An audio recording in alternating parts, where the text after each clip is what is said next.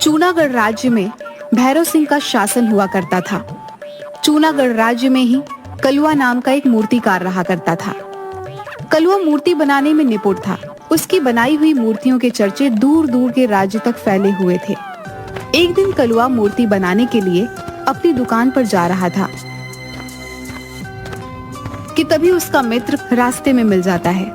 आजकल देख रहा हूँ मूर्ति बनाने में तुम कुछ ज्यादा ही व्यस्त चल रहे हो।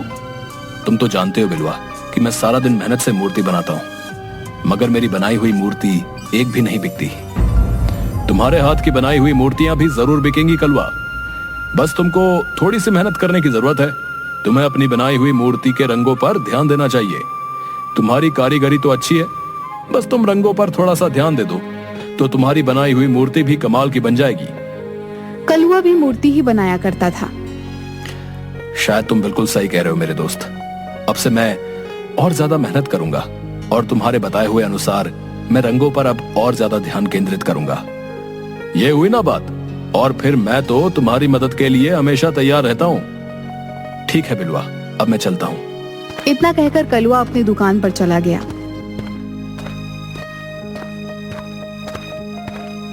कई महीने ऐसे ही बीत गए। एक दिन वहां पर भैरव सिंह के सैनिक कलुआ की दुकान पर आकर रुक जाते हैं। एक सैनिक कलुआ की ओर देखकर बोला, क्या तुम्हारा ही नाम कलुआ है? जी मेरा ही नाम कलुआ है। हमारे महाराज भैरव सिंह अक्सर आम आदमी का भेष बदलकर अपनी प्रजा का हालचाल मालूम करते रहते हैं, और एक दिन राजा की नजर तुम्हारी बनाई हुई मूर्तियों पर पड़ी जो कि उन्हें बहुत ज्यादा पसंद आई। कुछ दिनों बाद भैरव सिंह अपने राज्य में एक बहुत बड़ा समारोह करवाने वाले हैं। तुम्हें भैरव सिंह के लिए एक ऐसी मूर्ति बनाकर तैयार करनी होगी जो बिल्कुल इंसानों जैसी लगे। याद रखना, मूर्ति एक सुंदर युवती की होनी चाहिए। तुम ऐसी सुंदर युवती की मूर्ति बनाकर तैयार करोगे जिसे देखकर समारोह में आए अन्य राजाओं का मुंह फटा का फटा रह जाए। ये चूनागढ़ के राज्य की साख का सवाल है। लेकिन भैरव सिंह समारोह में मूर्ति क्यों लगवाना चाहते हैं? उस समारोह में निशानेबाजी का कार्यक्रम भी होगा। उस मूर्ति के सर पर एक सेब रखा जाएगा और उस पर दूर से कोई एक राजा निशाना लगाएगा। जिसका तीर सेब पर सटीक चल गया वो राजा विजय घोषित होगा। और भैरव सिंह को विश्वास है कि अन्य राज्यों के राजा मूर्ति की सुंदरता में खो जाएंगे और अपने निशाने से भटक जाएंगे और भैरव सिंह ही विजयी होंगे। इतना कहकर वह सैनिक वहां से चला गया। सैनिक के जाते ही बिलवा कलुआ की दुकान पर आ गया। सब कुशल मंगल तो है कलुआ? सैनिक तुम्हारी दुकान पर क्या करने आए थे? कहीं तुम्हें बंदी बनाने तो नहीं आए थे? अरे नहीं नहीं बिलवा, मेरी मेहनत सफल हो गई। सैनिकों ने मुझे बताया कि भैरव सिंह अक्सर अपना भेष बदलकर प्रजा का हालचाल लेते रहते हैं, और एक दिन भैरव सिंह की नजर मेरी बनाई मूर्ति पर पड़ी जो उन्हें बहुत पसंद आई। भैरव सिंह महल में एक समारोह करवाने वाले हैं और उन्होंने उस महल के लिए एक सुंदर युवती की मूर्ति बनाने का आदेश मुझे ही दिया है। बिलवा, लगता है अब मेरे दिन बदलने वाले हैं। यह तो तुमने बिल्कुल सही कहा कलुआ। मगर अंदर ही अंदर बिलवा कलुआ की सफलता देखकर जल भून रहा था। कलुआ उस दिन के बाद पूरी मेहनत और लगन से मूर्ति बनाने के कार्य में लग गया। वह रात रात भर जागकर काम करता रहता था।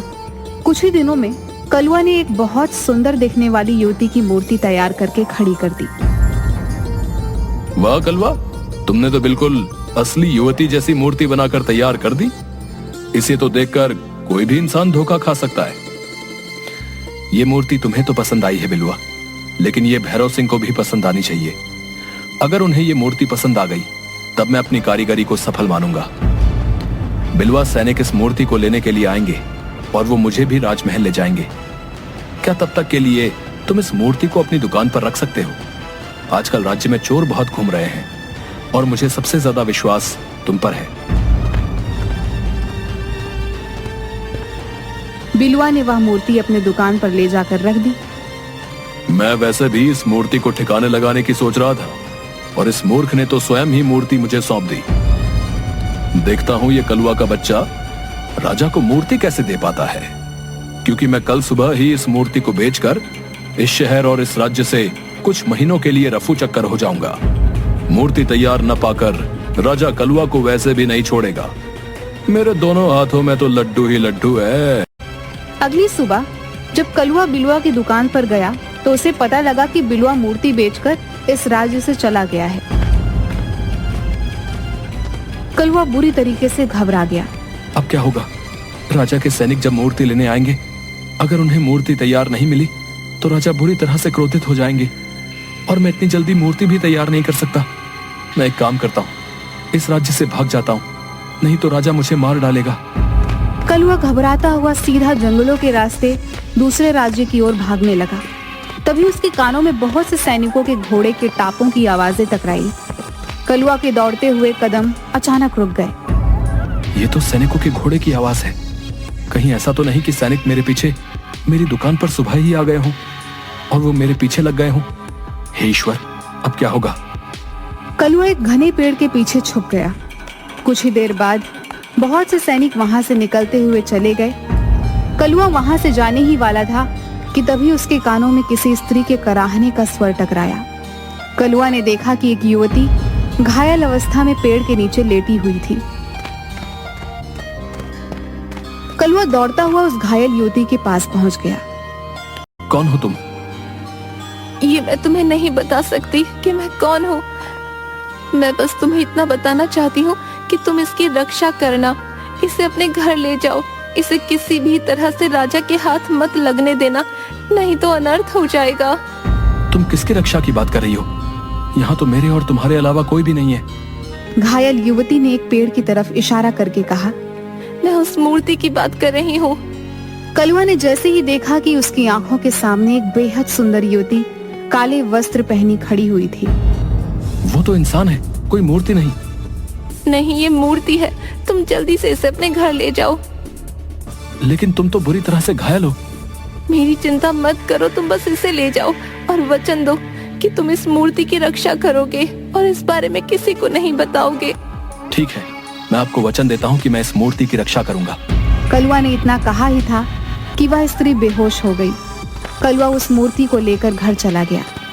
आज रात इस मूर्ति को अपने घर पर ही रख लेता हूँ। सुबह होते ही इस मूर्ति को लेकर इस राज्य को छोड़कर चला जाऊंगा। कलवा ने इतना कहा ही था कि तभी उसके कानों में किसी स्त्री का मधुर स्वर टकराया। तुम्हें भागने की कोई जरूरत नहीं है, भागना कायरता होती है। स्त्री का मधुर स्वर सुनकर कलवा चौंक कर इधर उधर देखने लगा। एक बार को मुझे ऐसा लगा जैसे कि इस मूर्ति ने मुझसे बात की हो। लगता है मैं भी पागल हो गया हूँ। भला मूर्ति क्या बात करती है? कलवा उस मूर्ति को निहारते हुए सो गया। अगली सुबह कलवा उस मूर्ति को देखकर बोला, तुम तो बिल्कुल इंसान जैसी मालूम पड़ती हो। मेरी आयु 24 वर्ष की हो चुकी है, मगर मुझे अभी तक विवाह के लिए कोई भी स्त्री पसंद नहीं आई। अगर तुम इंसान होती तो मैं तुमसे ही विवाह करता। सच तो यह है कि पहली ही नजर में मुझे तुम्हें देखकर प्रेम हो गया है। मुझे भी तुमसे प्रेम हो गया है। अरे, फिर से उसी स्त्री का स्वर। लेकिन मेरे अलावा तो यहाँ पर और कोई मौजूद नहीं है। तभी कलवा का दरवाजा कोई जोर जोर से पीटने लगा।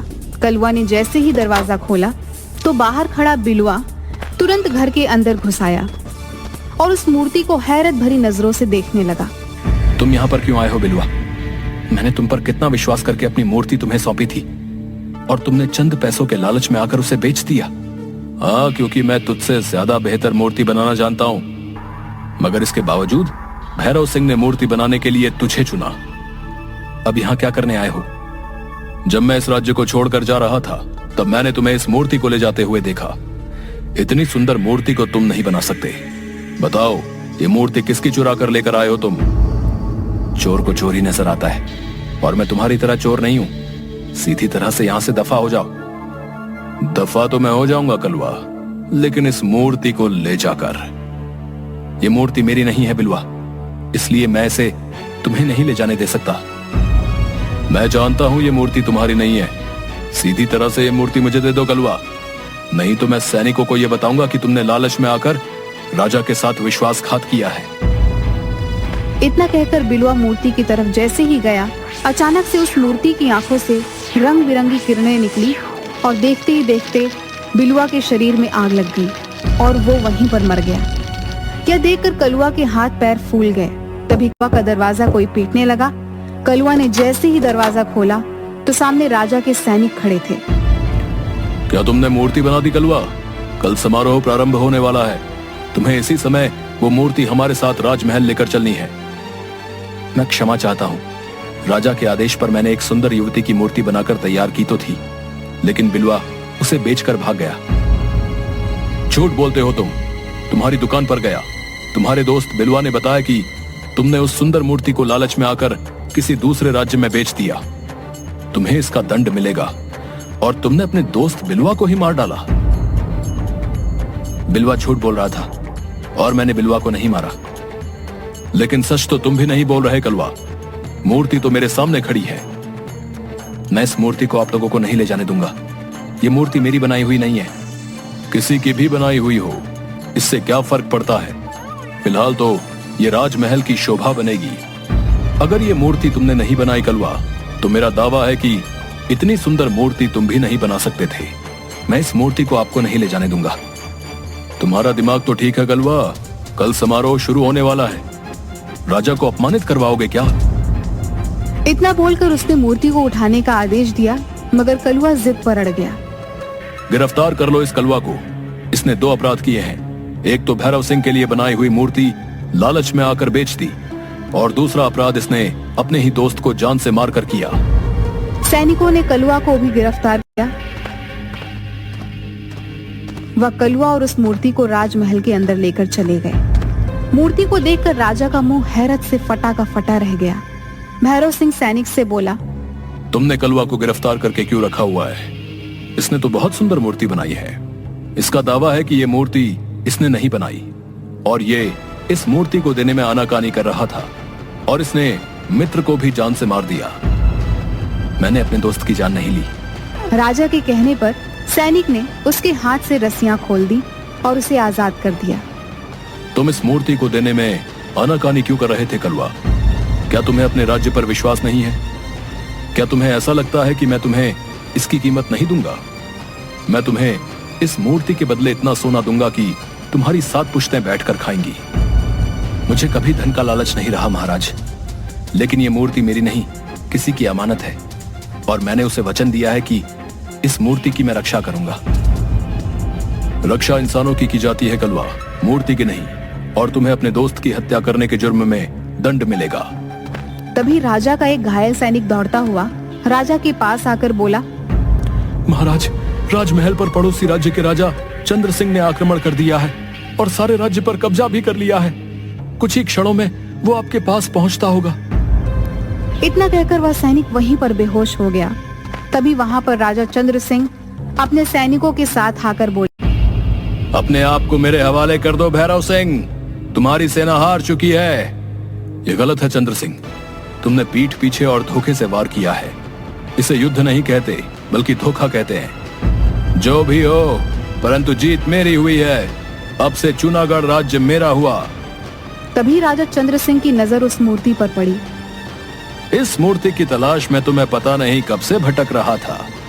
तुम्हारे पास ये मूर्ति कहां से आई? ये मूर्ति मेरे ही राज्य के एक कुशल कारीगर ने बनाई है। इस तरह के कुशल कारीगर तुम्हें सिर्फ मेरे ही राज्य में मिलेंगे। नहीं भैरव सिंह, तुम जिसे मूर्ति समझ रहे हो ना, वो दरअसल मूर्ति नहीं, बल्कि कुछ और ही है। इतना कहकर राजा चंद्र सिंह ने अपनी जेब से एक सफेद पाउडर मूर्ति के ऊपर फेंक दिया। अचानक मूर्ति के ऊपर रंग बिरंगी किरणें फूटने लगी और मूर्ति एक बेहद सुंदर युवती, मतलब एक इंसान में परिवर्तित हो गई, और क्रोधित होकर राजा चंद्र सिंह से बोली, ये तुमने अच्छा नहीं किया राजा चंद्र सिंह।